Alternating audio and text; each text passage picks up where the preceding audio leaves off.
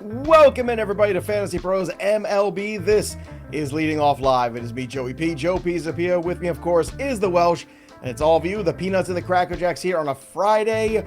We made it. We did it. We got through the week, and of course, we're on our Twitch, twitch.tv/fantasypros.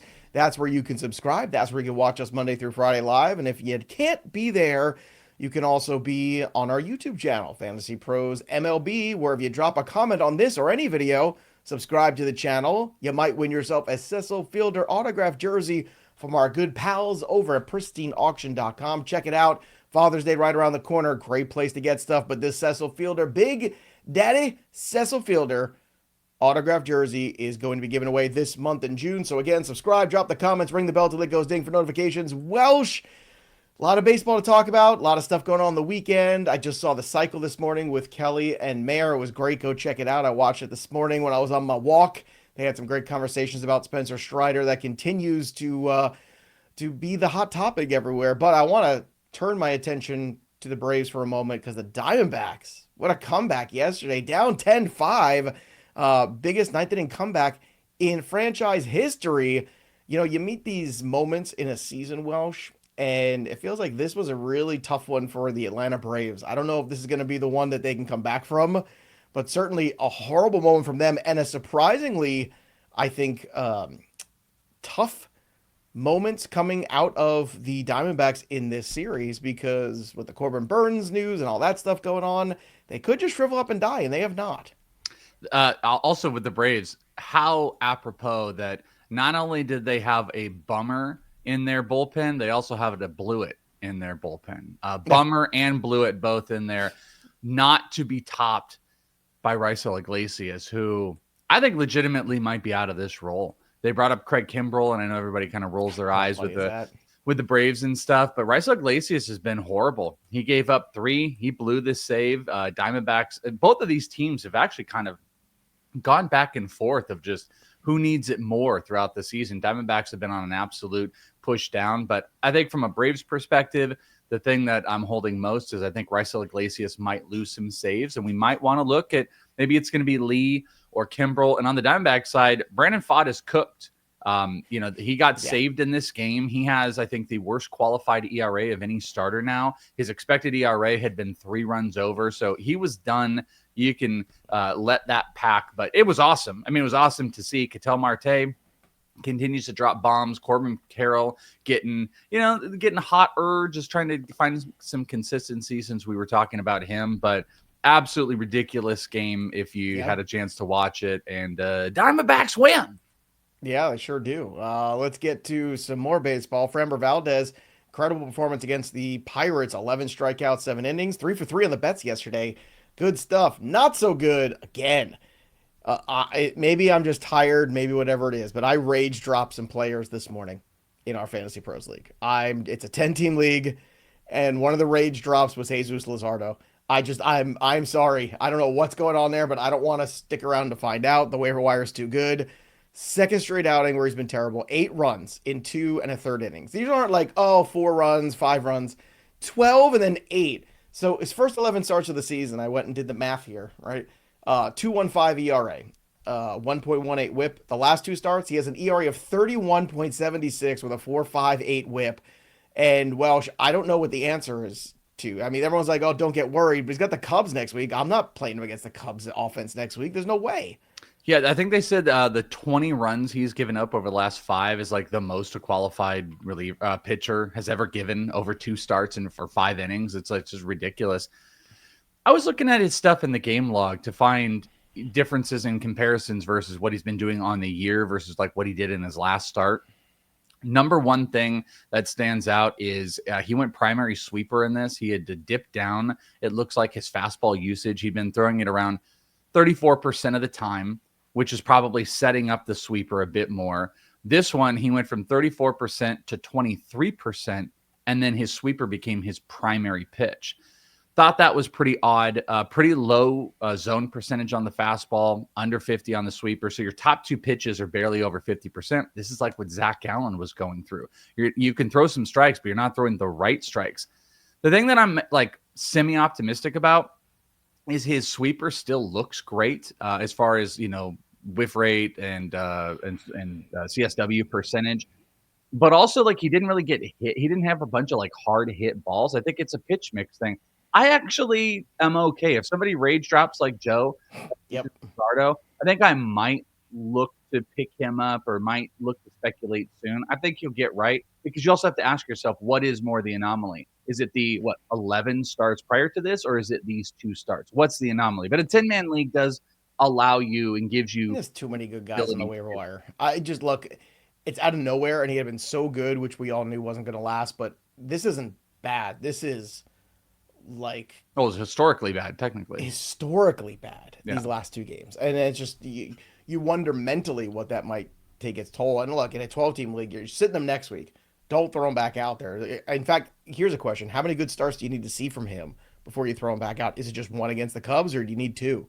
I think 1. I would love to compare it to like I said, it's not a big thing, but what you do see is he threw a lot less four-seam fastballs, which again, like, this is another Gallen thing too. It's just in my brain from watching him this year. Is like, if you are not able to set up your other pitches, and then that becomes your primary force. That's what killed Gallen. He couldn't throw a fastball for a strike. So then you start going heavy changeup and knuckle curve, and then guys aren't offering at that. And I think if you have the same thing, Luzardo gets all his whiffs, not off a fastball, but sweeper and changeup. And if he's trying to go to those and guys aren't offering on it, things are messed up. So he might just need to get a little bit more heavy fastball, throw more strikes for it, and then it's going to set up all the other stuff. I just think it's fixable, is all I'm saying. I think so. I think one start I could be okay. I don't know, man. We'll see. If he has a third bad start against the Cubs, look out. I mean, maybe you want to like own him and then bench him against the Cubs. That's like what I would probably do. Fine. But again, a 10-team, like you said, there's probably too much good stuff out there. But Luzardo had been like amazing. Well, the benches are so shallow in that league too. I just want to have options I feel better about. I'd rather stream guys, Marcus Semien homered twice as he continues to be red hot this week. Over the last 7 games, his batting average over 500. He's been terrific. Tyler Soderstrom had a 2-run homer and a grand slam as the A's beat the crap out of the Twinkies yesterday, 14-3. Max Fried got back on track. He was terrific against the Guardians. 1 hit, just 2 walks and 6 scoreless innings. Ryan Pepiot, again, has been quietly really good over the last month. He struck out 8 guys, 6 innings, 2-run baseball. He never seems to get wins, Ryan Pepiot, no matter what goes on. Like, he's just no decision man. But Pepiot certainly seems like he is figured it out again, and these last few starts definitely going the right direction. I think he's a sneaky buy low in a lot of leagues right now. Yeah, he had a 4.82 ERA in April, and then since then he just rattled off a 2.15 in May, and then this June start was pretty good. He hasn't given up over 300 runs since April 15th. So like, there's some pretty decent consistency. He doesn't walk a ton of guys. He's not a huge, massive strikeout threat. I think he's just like a good starting pitcher to round out kind of the lower parts of your rotation. I don't know if there's tons of upside. I think I'd still rather have Taj on the upside long term, but Pepiot is definitely like running into a level of consistency. I will point out though, he has a full run higher expected ERA than he's got. So he's got an elite 3.2, 4.21 expected. So there's just kind of a little regression-y thing in there. Again, with like low strikeouts, 21%, walk 7, that's average. Like, he's just like an average pitcher. I don't think I'd have a massive leash on him if things get bad, but they haven't been. Nice to see some first-time chatters here with us today. Luke, it's Luke. Eric Ruby, first-timers. Again, if you're joining us, subscribe to the channel. And, of course, you get rid of those nasty commercials when you're a subscriber. Use your Amazon Prime there and get rid of those and watch us ad-free here on Twitch. That's what you want you to be. All right, let's get to some more headlines from yesterday in Major League Baseball. A couple of Rangers things to go over here. Robert Garcia blew a save, so the opportunities are coming, but unfortunately for him, it did not work out, so we'll continue to monitor that. If only they had another place they could go for saves somehow. Anyway, Jack Leiter, no decision, 5 innings of 1-run baseball. He's 1 start away from breaking out of Nepo babyism. Just 1 start. We'll see if he blows it at the end. 5 amazing starts, and it's amazing. Oh, stop. Stop. Amazing. 5 1-earned runs. 5 whole innings. Oh my God. 6 strikeouts. Oh my God. I'm going to throw my underwear on the stage for 5 innings. I'm so excited. Comparative to how you talk about him, this is Cy Young type of stuff, because you think this guy should be pitching in low A 5 starts. What's going to happen is he's going to get hit in this next one, and you're going to come on here, and I told you so, and it's going to be the dumbest, most annoying thing on the planet because he's had 5 really good starts. I don't know. Start against? I hope he does it so you can eat that crow, but we know like he'll give up 4 in runs, and you'll find some caveat to it. Jack Leiter has been pretty damn good. Through 50 innings, he's got a 3.5 ERA. He's been better. Yeah, he's got, I mean, again, like, is he elite? Absolutely not. Barrels too much. He doesn't have a good K- walk percentage, and his expected ERA is 4.56. So, like, he's going to come back down to earth. Next starts against the Twins. But it's not just Nepo baby stuff. Let's see. 1, 2, 3, 4, 5. It looks like his next start's going to be against the Twins. He's going to give up 9. He's going to give up 9, and then it's going to be like Joe, like, right Joe Spadamus. Yeah. Yeah, you know, but I'll be right. Which is, I mean, you won't be right, but how dare you call him awesome in 5-inning starters? Chris Sale is awesome. Tariq Skubal is awesome. Jack Leiter is becoming serviceable. Let's not get over our heels. I gave him credit. Maybe I said he's 1 start away, and I won't call him a Nepo baby anymore. That's it. But come on. Mom and Dad are not fighting here. They were fighting on Twitter, guys. It was yesterday. Speaking of eating crow, somebody got another home run yesterday. Crow-Armstrong, 2-run dinger. Now, Pete Alonso did not go yard yesterday, did he? Did he go yard yesterday? I don't think so. Because that's who you picked, which means we're tied. That's not who I picked. I picked Pete Alonso's my guy today. Yesterday I picked someone who didn't get a homer. So that's what I do know. Oh, okay. There you go. So we are officially tied on the home run board. So I told you, you're going to go past. I'm on the cold. I wanted to be there at the same time as you. Hardcore cold streak. I'm not getting another homer the rest of the year. All right. It's Nepo fantasyism. I don't know if we're going to see Kumar Rocker the rest of the year. He got sent down. If only they could make him a closer, that would be nice. Which, again, brings us to our Chasing Challengers segment. That's right. Chasing Challengers brought to you by Microsoft. Just like the athletes who push boundaries and redefine what's possible, business decision makers today are turning challenges into opportunities.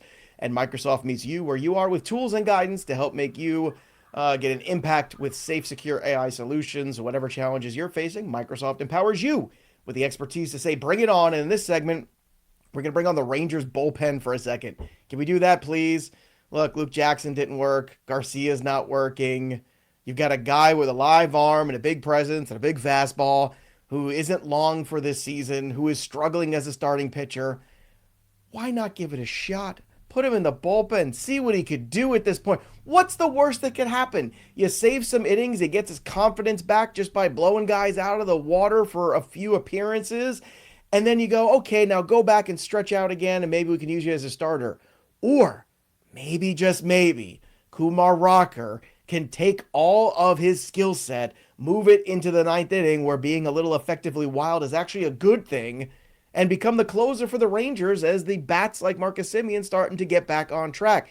So Rangers, it's right there. I'm hanging it to you on a platter. Take it. And this is this week's Chasing Challenger segment. Remember, Microsoft AI solutions empower you to take bold steps and have new ideas to help drive your business forward. With Microsoft as your trusted partner, you can navigate your journey with confidence, finding innovative solutions and reaching new possibilities. Visit Microsoft.com/challengers to learn more. I will say this before you go into the next thing. Much as I think you're wrong on the lighter stuff, I think you are right on the rocker stuff. Like, this is the point that they should do it. They should. He's a 95 mile an hour, throws 2 different versions of a fastball. He can pump it up in a short inning. Maybe he can get to 96, 97. He's got an awesome slider. It's got a 42% whiff rate. And then he can even go into a changeup and a cutter. And maybe he can simplify his approach. He doesn't walk a ton of guys either, which is something that works in his favor. The 6% walk rate, you would want that in the bullpen. Just let him throw gas and then let him drop that slider in. He does not look good as a starting pitcher. He's got an 8 ERA. Put him in the bullpen because your bullpen sucks and it stinks. And I don't think that would be the worst thing in the world to do. And Bochy got so pissy when it got brought up. Like, you should absolutely do it because you're putting out Luke Jackson and Chris Martin and Robert Garcia. It's ridiculous. It's no good. It's no bueno. Shout out to JD resubbing with Prime. Thanks, JD. All right, let's get to the rookie lookie. Jack Caglione got his first big league hit. So that was a good thing there against the Cardinals. He also played right field, made a nice play there. Matt Shaw, 3 for 5, 3 singles, a stolen base, 2 runs scored, filling that stat sheet. We said it would happen, and it did. Look at us. Kyle Teal getting promoted. So finally, slashing 295, 394, 492, 8 homers, 30 ribbies. The fact that he's playing some first base means he's going to be in the lineup every day. I know Elko got called up too. Kyle Teal is going to be in the lineup every day. Catcher, first base, DH. He's going to get at-bats. Welsh, I think it's time. I think you go out there, and I think you're aggressive on Kyle Teal. I don't see him getting sent back down anytime soon, even if he struggles. The future is now for the White Sox. Yeah, I mean, I talked a ton about Kyle Teal, and I was wrong because they ended up going towards Edgar Caro, but then we got Teal back, and I think it actually surprised a lot of White Sox people. I love the idea that he's going to play some first base. He's got, you laid it out right there. He can do some DH. I think he can be the second catcher. He can play some first, get him playing time. You hit 295 in AAA and almost 400 OBP. He's got power. He can steal some bases. There's some decent offensive threat in his game, and I love the White Sox doing this. Stop putting out the Andrew Vaughns and the Michael Tate. Like, stop putting out these guys that don't do anything for your organization long term, unless you're trying to build up their trade value, I suppose. But yeah, give us Elko, give us Kyle Teal, give us Caro, and then at some point, give us Colson Montgomery. Just give us the young guys. Kyle Teal definitely has some nice fantasy value, and that's a great question right there of Teal versus Augustin. It's tough without seeing Teal at this moment, but I think Augustin is going to have like a bigger power potential, but I think Teal might be more well-rounded long-term. He's a better OBP guy. He's gonna, I think power. I think I lean Teal. I think power is not that far off. Maybe Ramirez a little bit more in the power side. He hits the ball so hard, but consistency in leagues where strikeouts count against you, OBP situations, points leagues, I want Teal. Even if he struggles a little bit early on, I think patience will be rewarded. And I think it's interesting because it seems like the White Sox have a plan with these guys. Teal, Mydroth, these are guys that are, they walk, they have good at bats, they kind of fill the stat sheet. They're trying to get a better baseline, I feel like, offensively, which is good. It's a good thing. I'd like to your point too, steal some more bases, but at least these guys get on base, and that's good. Less swing and miss in this White Sox future. Well, to your point, like a guy like Colson Montgomery was someone who we thought might break camp with the team, but he has massive swing and miss issues, and they sent him down. They sent him down to the developmental league, which was out here. Did you see recently? Yeah, no, that's what I'm saying is he was so bad, and they hated his swing so much. They sent him back down here to Arizona to rework his swing, and then he has come back up. His stats still stink, but it's because of the longevity of the season. As of recent, he has picked it back up. But to your point, it's like they're not throwing these guys in the deep end. Like, they're going to get them right, and they've got that plan. And Colson has a chance to be like an impact power bat if he figured out some of the swing stuff, which may be happening. Last 16 games for Colson Montgomery, 276, 382, 586 slash. That's pretty good. Love it. So, and we'll probably see him post, I would imagine, like, post All-Star game would be a good time for him to start getting some work in. After the Futures game. Yeah. I think he might be in the Futures game even. You never know. We got, you know what? Maybe next week I saw you can start voting for, All-Star game. We should do that on our show next week. I saw the Rockies, but they're like, vote Rockies. And I was like, which Rocky? Who? I actually think I have the answer for that. I think the answer is yeah, you have to think about it. Todd Helton? Todd Helton. Yeah, I want to vote. No, the outfield. Larry Walker. Oh my God, I keep want to say Brenton Doyle. He's not Brenton Doyle. The other outfield. Jordan Beck. I don't know. I think that's each the only team guy that having to have a player is massively stupid. The bad players that get put into these all-star games, I think Joe Mantiply with the Diamondbacks had to one year. Like, let's just put the best players, not a player per team. But they're like, vote Rockies. You gotta be. We don't die. We Mantiply. I like that. Gotta be. He's Christian Moore 3 for 5 with a homer on Thursday at AAA. Bubba Chandler 3 runs in 2 innings, then a rain delay. Unfortunately, wah. So that was it for Bubba. Justin Crawford, Welsh's dude, 3 for 3, 3 ribbies. I don't know what more he's got to do. He got pulled from a game, by the way, last night, which everyone issue though. Yeah, I know. Everyone started speculating. Who do you think makes to the majors first? Bubba Chandler or Brandon Woodruff? Bubba Chandler. I don't know. More on Woodruff later. They're both in limbo. God, I mean, I couldn't lead the show with it because I would just walk off the show. 3 up and 3 down. Junior Caminero, home run. Man, has he been hot. Oh, my God. Cal Raleigh, 2 for 4 with a homer. He's up to 24, 3 RBI. Cal Raleigh should get a little bit more MVP love. Like, I know Aaron Judge is where he is and where he should be and all that stuff. I just think it should be a smaller gap between the two of them because Cal Raleigh is catching on top of hitting 24 home runs. I just think, as of right now, that would be fair. Tanner Scott. Also, defensively, he's one of the best defensive catchers in the league, too. Yeah, he's really good. Out there, but he said they asked him about the home run derby, too, and he said he wants to do it. So be on the lookout for that. great. I'm sure everything will go swimmingly after that. Tanner Scott, scoreless ninth inning as the Mets dropped one to the Dodgers, but the Mets still have a better record than the Dodgers do, and they're in first place over the Phillies. God, it's such a that perked me up some today because I'm tired. Mitch Keller, not great. 6 runs, 8 hits. These are the downs for today. David Festa, 8 runs, 3 2/3. Oh, so welcome back to the show, Xin. Not good. Cole Ragans, 5 runs, 3 innings of work. So Cole Ragans, we spent a lot of time crapping all over the season of Spencer Strider. Can we take a couple moments and maybe shift the bowl over to Cole Ragans for a moment? Can we, please? Sure. I mean, what do you want? You want to get into? I don't know. I mean, where are we at with Cole back, Ragans? though? I know, but this is the second time we've had the first start coming back, and it's been bad, and we've had injuries and frustrations. I mean, there's another guy, too, that I think is just been wildly inconsistent this year and a massive frustration based on his ADP. Yeah, I mean, it stands out right here. He had a 35% zone fastball percentage, so he could not throw the fastball in the zone. You show me that alone, I would probably tell you he's going to get banged around, and that's what happened. He left his changeup in the zone. This is really weird. Slider and fastball just not in the zone at all. It was really only the changeup and then a little bit of the knuckle curve. He was throwing those for strikes. That's not a recipe for success, but he has a 5.1 ERA, one of the best expected ERAs in the league at 2.59.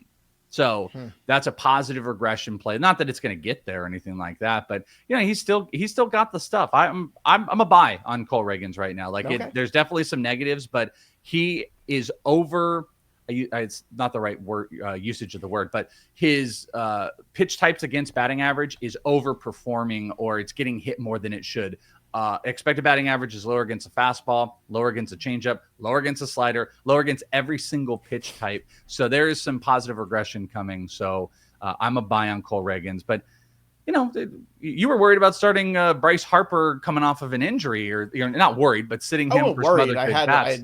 The question was all these other options. I was like, and one of the options was Caminero. I was like, well, I'm not sitting Caminero, and Caminero hit a home run that same day. So, but my point is I'm more worried about pitchers coming off of the IL than I ever am a hitter. So I'm going to give him the benefit of the doubt. Also, there's a lot of stuff in his game that I think carries over year, but it's not been good for sure. But this is screaming. This is going to be my probably next week pick of a trade candidate is going to be Cole Ragans. Michael Harris didn't hit a home run yesterday, did he? Because I or 2 or 3 or 2 or 3.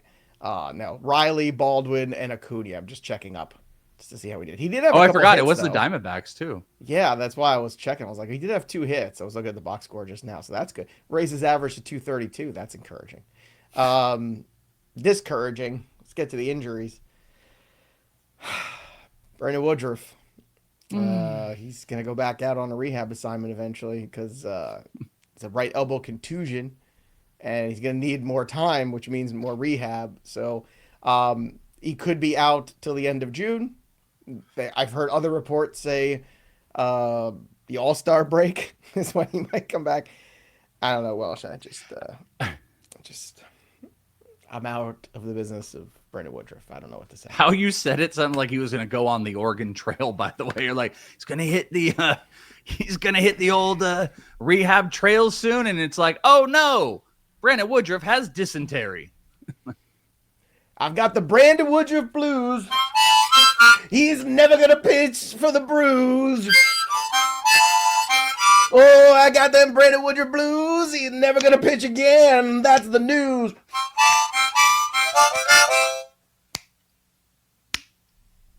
Brandon Woodruff blues, everybody. Right here on the show. I mean, it would be comical if it wasn't so tragic, I feel. I also hate Rage dropped him from that league today too, because sometimes comedy is tragedy, my friend. I can't do it anymore. I just can't do it. Just done. I'm done. I'm out. Matthew Liberatore removed due to an injury, so his velocity was down. Some issues there. So what's the panic button here on Matthew Liberatore? He says it's just fatigue, which is fair. He's throwing a fair amount of innings this year.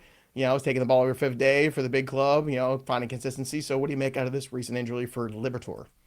I'm obviously a little bit worried about it, especially if it carries over. But, if he poo-pooed it and he's never really like done this in a major league sense of going this far and being this successful. I'm gonna give him a little bit of benefit of the doubt because he's been pretty good, but I might be a little bit more cautious in his next start. If I'm really hugging ratios or something, maybe I don't start him to see if this is going to carry over. But I'm like I said, cautiously optimistic that he'll be okay. Yeah. All right, let's move on to another depressing one here. I'm just the Brandon Woodruff thing. I saw it yesterday, and it's just that Schmidt meme from New Girl where he just goes like that was me. I could not fathom it anymore. Shane Bieber scratched from his minor league rehab start. Everything had been going just fine for him. He seemed to be going okay. Renewed soreness in his elbow. So what's going on? Is this nobody can do the surgery anymore? Did Dr. James Andrews retire and like nobody learned how to do it? Everyone's just watching it on YouTube and doing Tommy John surgeries and no one knows. And they're like, oh, we don't have to do it anymore. We'll just have this rubber band and we're just going to put this in your elbow and it's going to be fine. And it's just like a girl. She's doing a makeup video. She's just like putting on lipstick. She's like, hey so guys, we're going to take the band in the shoulder. I'm going to do this amazing Tommy John surgery today. If you're looking to remake your pitching career, I highly recommend Tommy John surgery. Tomorrow's After video, I apply this brace. fabulous blush, Bieber, his arm is coming open. But seriously, I mean, here we go again. I mean, fair. Maybe this is just soreness and we're just being careful, but it's hard not to get immediately ominous about all of this this year. I 100% think so. Like there's he left Arizona. He goes in for this. He had his first start. He was pretty phenomenal in that first start. He gets out of Arizona and bam, things are a problem. I don't know. Maybe there's a weather thing, hot here, go to Akron. I don't know. But yeah, I'm as worried as you are. Well, here we are. We're in Akron. Don't you ever get like, people get like, I don't know, their like joints hurt when it like rains or something like that. Like come out of the dry Arizona weather. Maybe there's some weathery things. I don't know. So I'll tell you what, Welsh.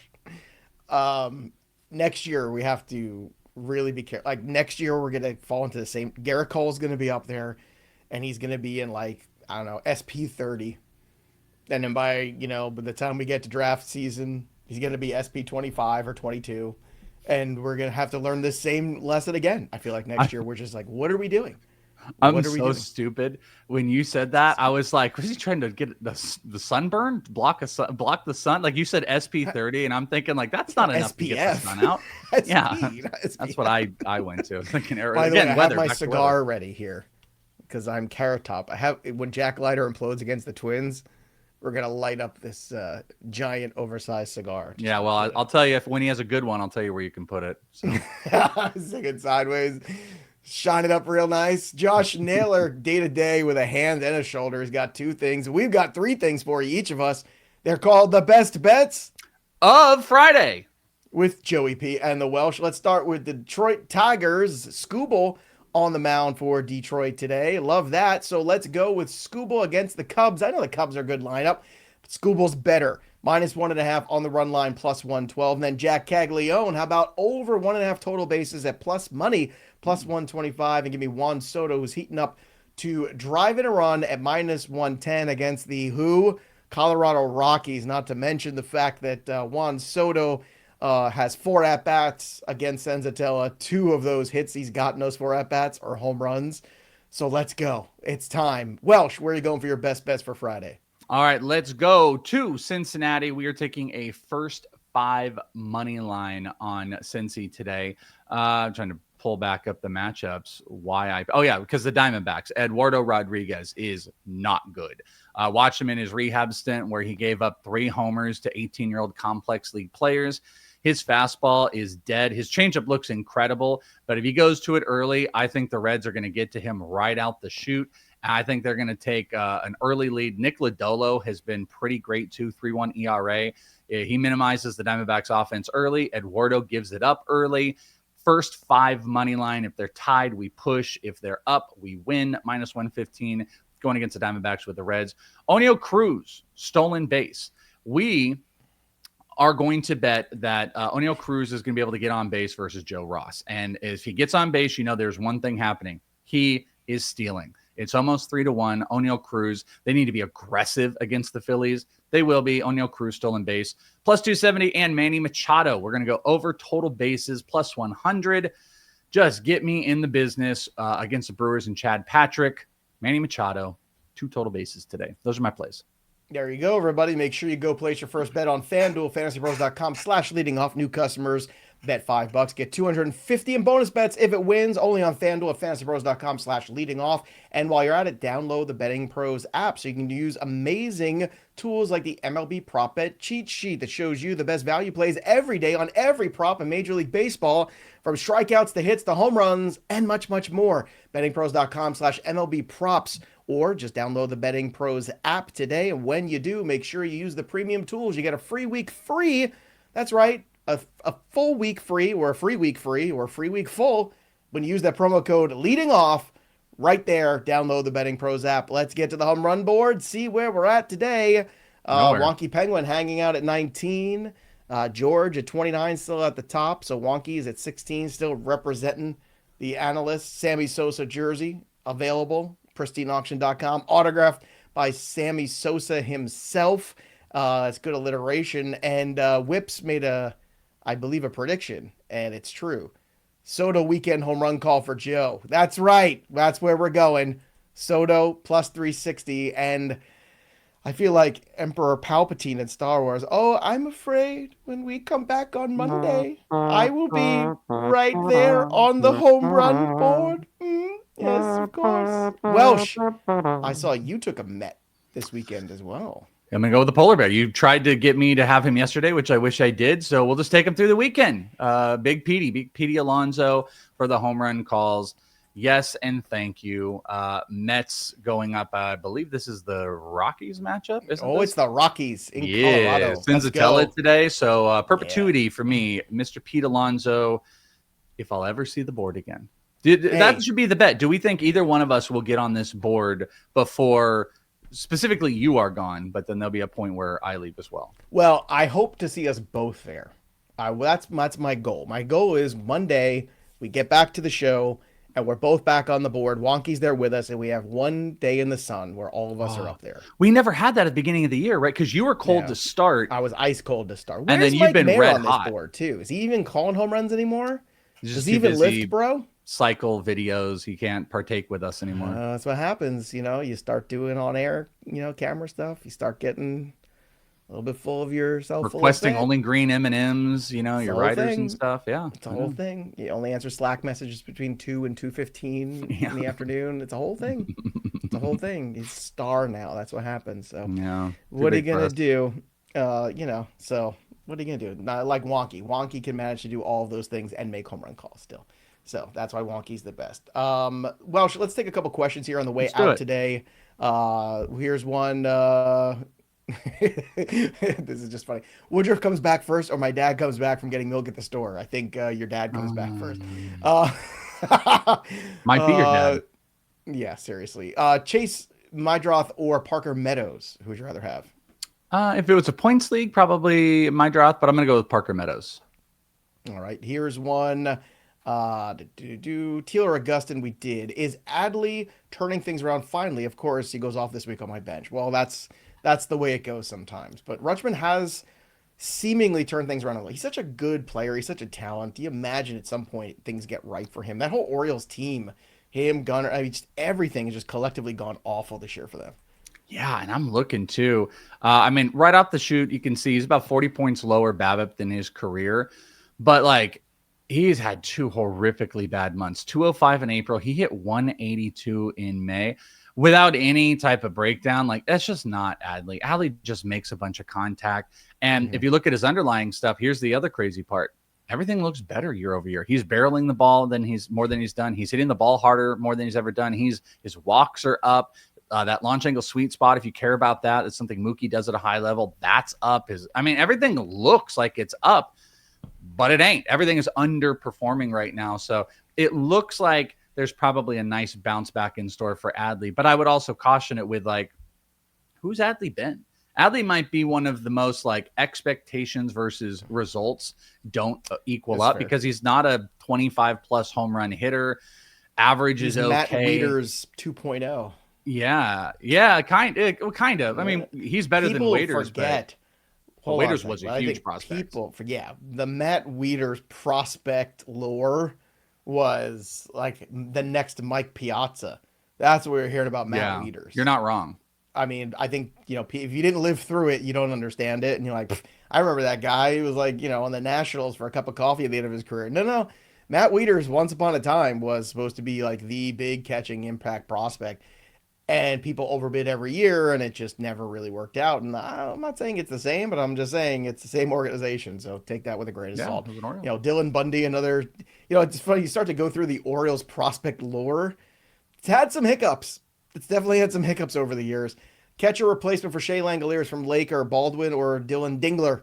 I'm going Baldwin. You want your Dingler or you want Baldwin? I do not want the Dingler. Keep it away from me. I'm going to go with the Drake Baldwin, over 300. Power's still up. We just need more playing time. Sounds like a Diddy party. Witt, hey. Ragans and Adames for Swanson and Joe Ryan. I want the Reagan side. I also want the awful. I want the Reagan side too. So then it becomes like, who do you want? Do you want Joe Ryan or Ragans? And I want Ragans. All right. Luis Heel, is he worth stashing? Yeah, he's come back at some point. Man, I will tell you this too. That's what people told me about Brandon Woodruff. Just want you to know. I mean, that's not a bad point. I'll talk about the people that obviously deserve to be talked about. Man, this great video Lance Brosdowski, who joined us on Fantasy Fest, did, and it was all he just dropped it yesterday, and it was based around the Yankees and what they're doing pitching development. It's a pretty nerdy, like heady video if you're not into that stuff. But it talks about how far ahead this organization is in their pitching development, and how, Max Fried has shined, how Ryan Yarbrough has gotten better, how Carlos Rodon has dominated, and what they're doing in the minors, and what they're specifically doing with changeups with guys. And to think that Luis Heel, on the verge of all this, is going to be coming back soon. I got to tell you, it was a really, really great video to kind of get excited long-term about just Yankees guys. So with that, once Heel is back, there's such big strikeout potential, and what they're doing over the last year or two gives me, exactly. Yay Sports is talking about it. The one-seam changeups that a lot of these guys are throwing and the success they're finding from it. That's one thing that helped Ryan Yarbrough, that I would just put that over to say that, like, when Luis Heel is back, the Yankees might be at the tippy top of pitching development right now and are unlocking stuff that I would feel pretty positive about. If you want to find it, Lance Brosdowski, just look for his YouTube channel, and it's up. It's like why the Yankees, or whatever, great pitching development. It's just his most recent one. Yeah. Drop your comments below too in the video. Your favorite prospect that you kept on drafting that never worked out. I saw somebody put Brandon Wood. Yeah, I almost said Brandon Wood too. That was a good one too. Remember Dallas McPherson too? That was another one of those. Sure. But that's always fun because you go through the whole, I believe this guy, and you keep just every year getting roped into it somehow, and it just never works out. You know who I was obsessed with, and obviously a little bit of Diamondback, but I loved Connor Jackson, but I was obsessed with Carlos Quentin, and I was working in local sports radio. He had one glorious season too. And I was working in a sports radio station when he was up, and I was heavy baseball, and I told one of the guys, I'm like, watch this debut Carlos Quentin home run tonight in his debut, and he did. And then they had to give me because I was just like a tech operator, and they had to give me on air. I was obsessed with Carlos Quentin. Carlos Quentin was going to be a 30+ home run hitter. Yeah. That was one of those dudes. I remember I had a team that had Carlos Quentin and Josh Hamilton on it. It was a keeper kind of situation. I was like, oh, this team's going to be so good for so long. Mm-hmm. Not so much. Yoel Moncada from Just a Hunch in there. That's a good one too. I like that though. Your favorite prospect that just never worked. I want to read these over the weekend. You watch on the YouTube. Your favorite prospect that you just kept chasing that just never happened. I'm curious who that is. Who do you think it'll be this year too? Who do you think this year's prospect that's never going to work is going to be? Like Joe Adell would have been one from a couple years ago. Who's going to be the big failure from this class? Yeah, it could be a lot of them. All right, everybody, that'll do it for us. But the story of the game goes on. For the Welsh, I'm Joey P. We'll see you next time, kids. Is there some harmonica on the way out? I'm literally about to ask you to play harmonica, please. FantasyPros MLB.